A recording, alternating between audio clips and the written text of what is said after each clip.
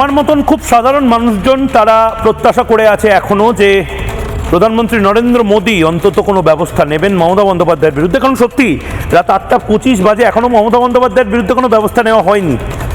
আমি কোনো সেকুলার পন্থীকে দেখিনি মমতা বন্দ্যোপাধ্যায় যে কথাটা ভয়ঙ্কর কথাটা বলেছেন কমিউনিটি নিয়ে 12টা বাজানো নিয়ে, তার বিরুদ্ধে কোনো ব্যবস্থা নিয়েছে।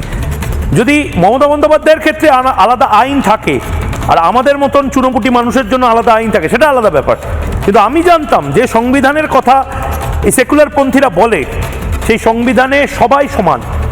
তাহলে মমতা বন্দ্যোপাধ্যায় এই কথাগুলো কি করে বলছেন?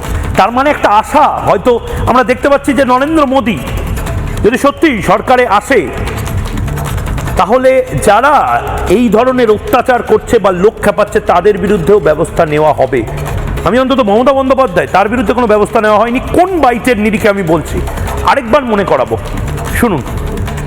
ভাববেন না, আমি শুনেছি কোনো কোনো স্কুলে গিয়ে গার্জিয়ানরা কেউ কেউ আলোচনা করেন আপনারা কেন এ কথা বলবেন बीजेपी प्रचारेर जन्य, आप क्यों बोलते हैं कि हम मुस्लिम लोगों को लेके आया, अगर कोई लेके आया तो आज़ादी का टाइम में गांधी जी को क्वेश्चन कीजिए, नेहरू जी के क्वेश्चन कीजिए, राजेंद्र प्रसाद को क्वेश्चन कीजिए, अम्बेडकर को क्वेश्चन कीजिए। आप तो तब जन्म ही नहीं लिया था। আমরা আছি বলে না আপনারা সবাই ভালো আছেন, আর যদি আমরা না থাকি কোনোদিন সেরকম আসে 1 সেকেন্ড লাগবে।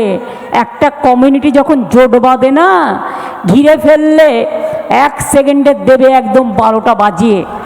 যদি নিজেদের 13টা বাজাতে না চান বিজেপির অপপ্রচারে কেউ ভুল বুঝবেন না, জেনে রাখবেন বাংলা বেকারদের সাথে আছে।